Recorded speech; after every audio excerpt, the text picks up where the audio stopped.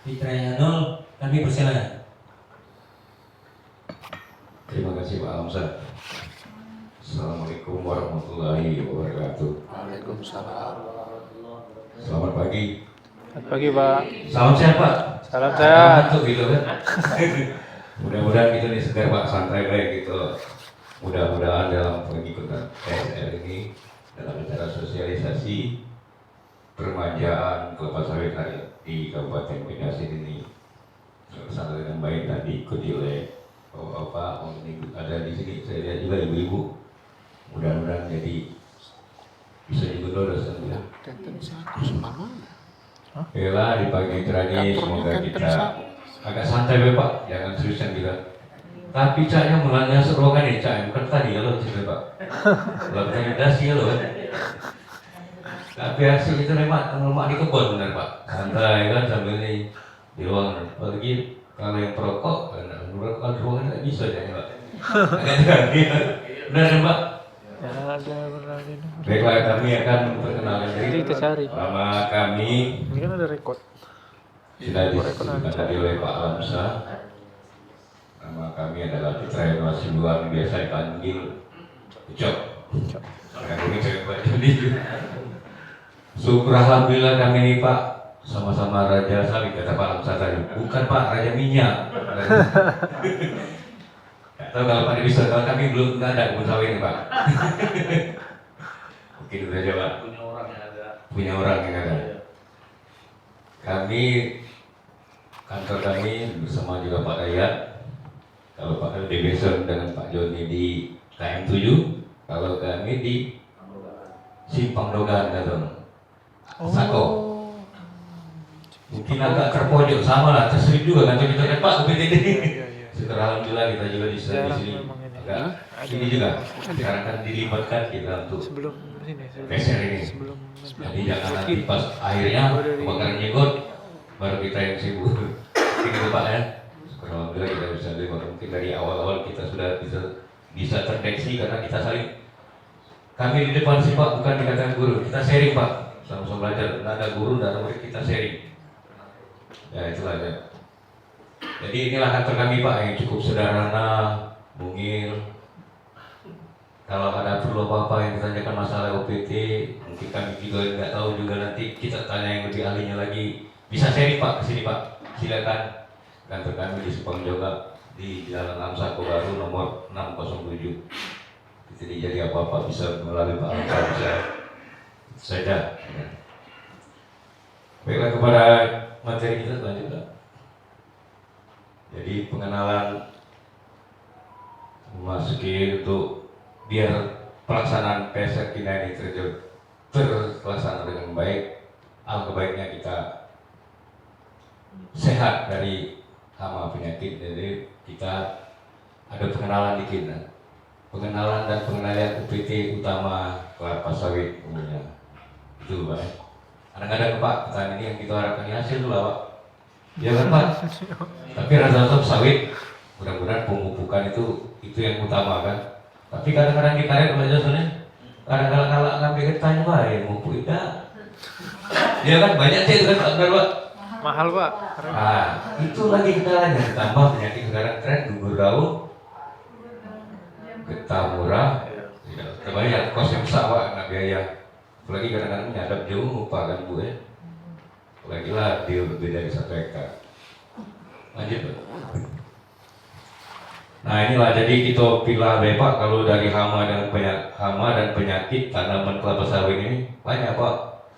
Sebelumnya saya belum minta maaf dulu. Sebenarnya ada yang pakar lagi di sini Pak. Pak John ini apa penyakit? Mohon Pak ini kami izinnya. Jadi inilah kami pilih jadi yang sering menjadi momok mungkin untuk di kelapa sawit. Yang pertama mungkin agak mudah-mudahan tidak hati Pak yang kita harapkan untuk penyakit. Sama penyakit sehat galau kan Pak? Amin. Iya kan Pak? Amin. Nah tapi itulah benar kata Pak Kadis tadi, Pak episode harus ikut aturan. Mulai start dari benih sampai akhir itu harus diikut tahapannya Bu, Bapak Ibu.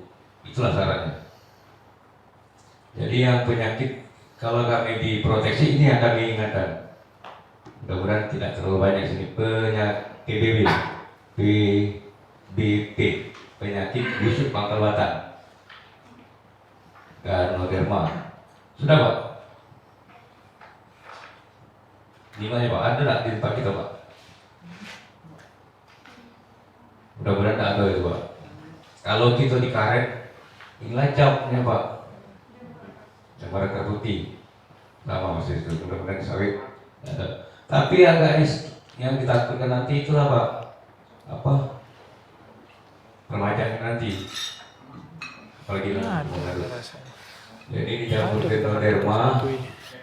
Ada. Ini kalau gini ya, di permukaannya mesti Ada badan dua besar-besar. nanti di sini Pak. Pernah aku lihat. Oh, Di iya. batangnya nanti bawahnya busuk, bolong. Kira jamur-jamur biasa. Nah itu akhirnya Itu jamur. batang itu tumbang. Enggak. Itu kalau penyakit Ganoderma. Jadi jauh. Ini penyebabnya ini jamur. Terus dulu Pak. Nah ini penyebabnya. Yang ini aja dulu ya, cukup kaget nanti Bapak bisa di kopi. Penyakit busuk pangkal batang itu penyebabnya adalah jamur Ganoderma. Kemudian penyakit Ganoderma ini bisa menyerang pada tanaman belum menghasilkan maupun tanaman TM juga. Nah, bisa menyebabkan kematian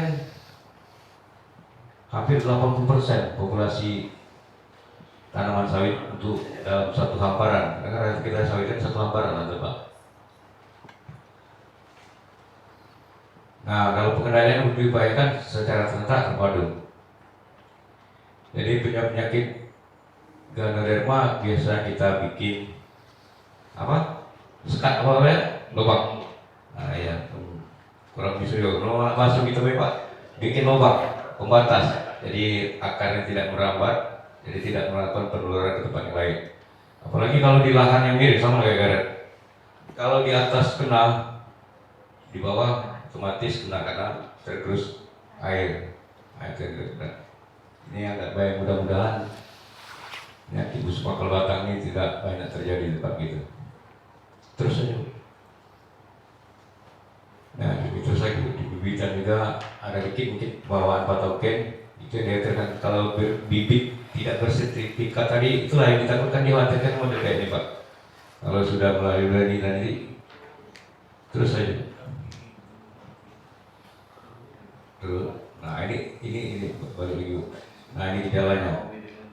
Jadi kalau nampak pada tanam TBM yang belum menghasilkan masih muda di bawah 2,5 tahun, 2 tahun.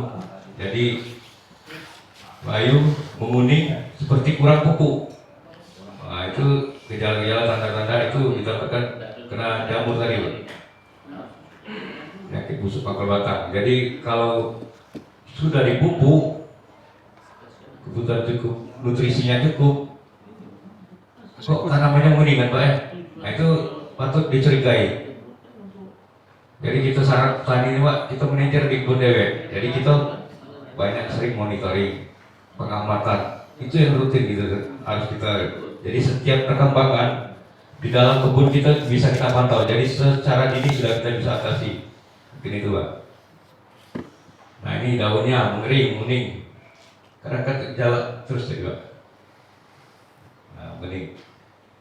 Ini kalau yang menghasilkan yang ini Pak. Jadi apa? Tanda ini banyak. Nah, lotoy jatuh. Nah, itu tandanya. Kuning sudah tuh pertumbuhan daunnya beda dari daunnya usaha agak kering ini. Beda dari yang kalau sudah karena nutrisi makanannya terpotong, terputus karena terjangkit Ganoderma tadi Pak. Jadi nggak sampai ke daun. Terus lagi Pak.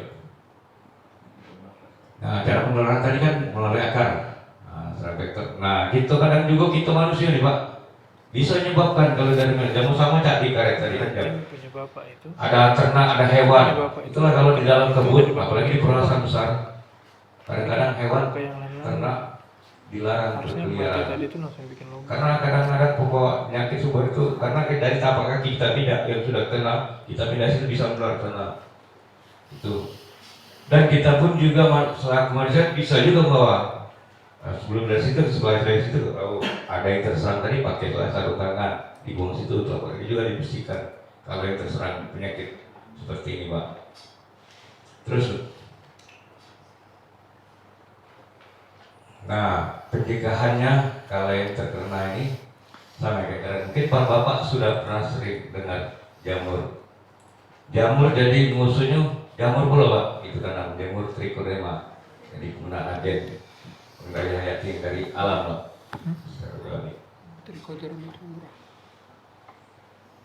Jadi kalau kita sebaiknya kalau penanaman kelapa sawit itu untuk pencegahan awal Pak ya, kita mempersiapkan lahan di lubang tanam itu kita bikin berapa saudara biasa Pak? 40 kali bro. Inilah jadi 75 sampai 50 gram. Nah kalau untuk di pembibitan ya Pak Deputi, karena kita kan satu paket dia bikinnya dikasih triko jadi 75 gram sebaiknya seperti itu. Jadi untuk pencegahan lebih baik kita mencegah kan daripada mengobati. Sama aja kita kalau sakit. Kalau galak ada sakit malah juga sehat. Nah ini di lubang tanam tadi itu lah sudah yang kita lubangi kita taburin. Apa dikasih dolomin sebelumnya dulu nanti dibiarkan nanti baru dikasih ini. Benar-benar kondisi tanah tadi siap untuk ditumbuhi kelapa sawit tadi.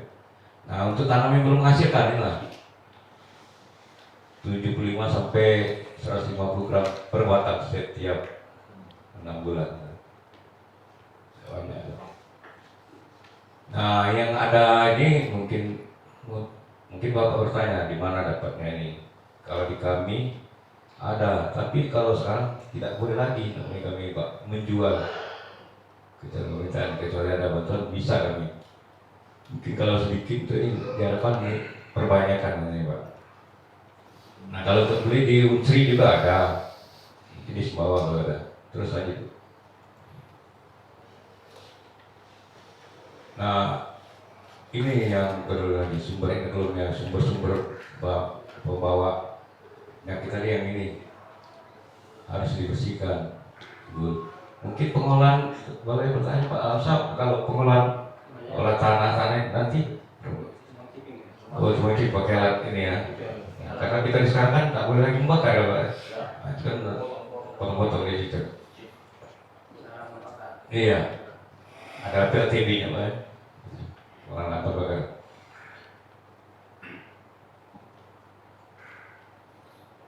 Terus saya yang minta narik, nah ini pemusnahan ini Pak. Secara tunggulnya kita ambil, secara modifikasi pakai alat berat. Mungkin ini Pak, mungkin ada kalau kita di kelompok taninya bisa mengadakan ini, kita pakai sapato. Kalau pakai tangan Pak, tidak ini kan. Nah ini kalau yang terindikasi terserang, ya jamur kena dari mata tadi Pak. Terus masih slim ini satu ini. Nah yang agak rawan ini mungkin Pak, yang agak asing mungkin Bapak ya, kumbang tanduk, Oryctes rhinoceros. Nah yang paling riskan di sini lah kalau di PC Pak, karena dari tanaman yang lama diremajakan. Nah disitulah saat kita cacat ciping Pak penerbangan. Nah disitulah karena riskannya, karena di ciping kalau bisa diharapkan tuh setipis mungkin 10 cm lah kan. Jadi tumpukan untuk di sela itu kalau bisa jangan lebih dari setengah meter, karena disitulah tempat ini menaruhkan telurnya di situ dan ada yang tumbang itu. Tumbangnya Masih dibakar loh deh. Gimana? ini tempat tanamannya. Karena kumbang nah yang dikatakan kumbang kalau biasa kita kan kumbang tanduk. Yang sebenarnya kalau yang kumbang Oryctes rhinoceros tidak salah Pak, jadi adalah kumbang badak mungkin bahasanya, yang satu dia itu yang berbahaya. Nah kalau kumbang tanduk ini ada yang 3, ada yang kayak ini, ada di bawah sini 3, ada yang 2. Oke. Jadi cara pengendaliannya kalau ini yang 3 tadi yang kumang taduk tadi bisa pakai daun tembakau, nanas ada juga yang digunakan untuk rangkap itu. Ya kelapa itu istilah. Tapi kalau tunang tanduk ini yang satu kayak banyak pecel satu. Tidak bisa kalau yang begitu, agak tahan ya. Nah itulah digunakan pakai metrarium kan. Terus. Nah dia sering juga yang kalau dia itu banyak yang dia menyerang pupus.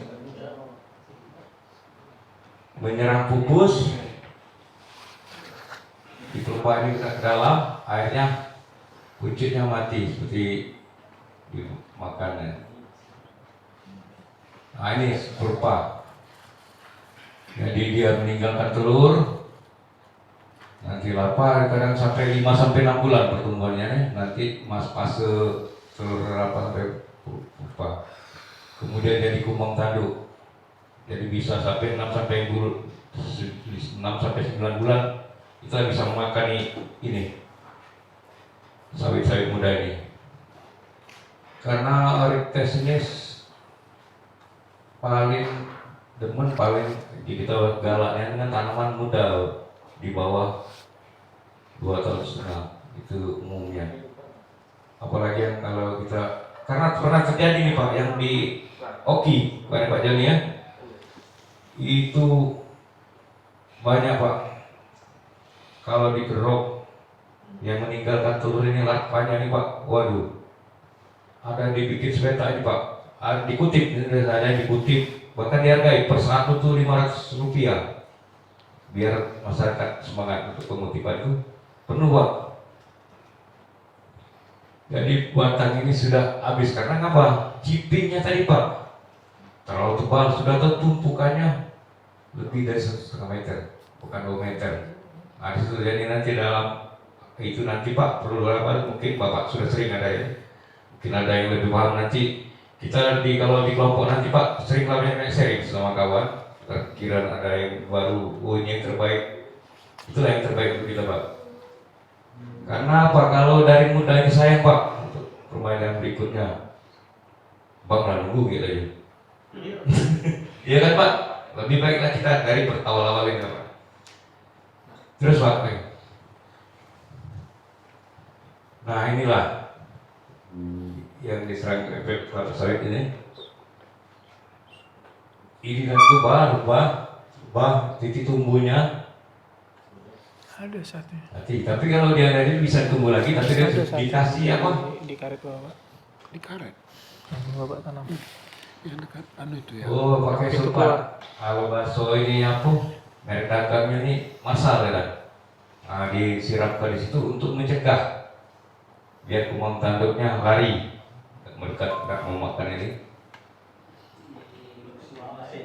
Iya, ditabur bisa juga disemprotkan itu. Kadang-kadang yang secara alami pakai air garam. Nah, dan kemarin ini disiram, ditetesin, itu secara sederhana kan Pak. Iya, katanya gitu. Juga kalau dia lagi sudah banyak, kadang-kadang pakai apa?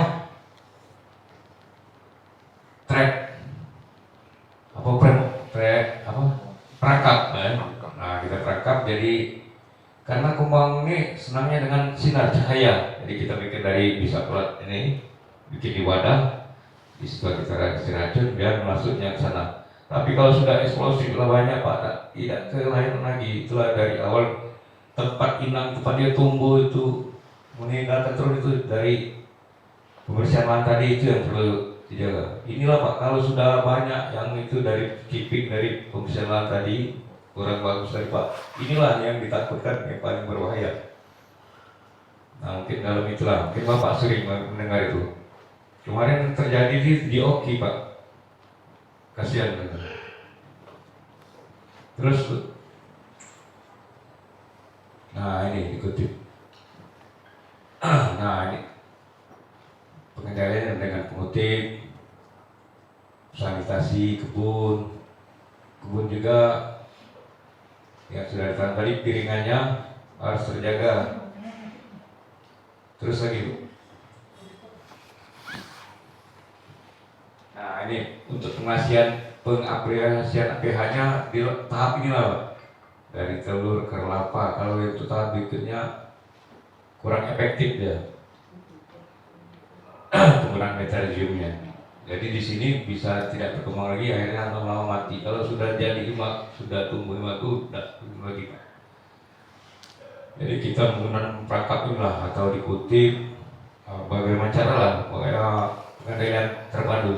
Jadi lebih dari secara kita gunakan secara gotong royong Pak, mulai banyak.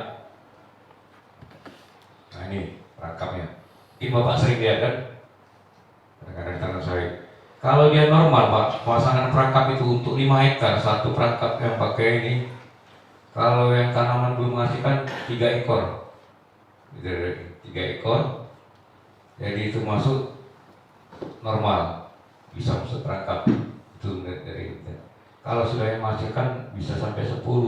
Kalau lebih dari situ, nah perlu kita pengamatan lebih cermat lagi Pak. Begitu.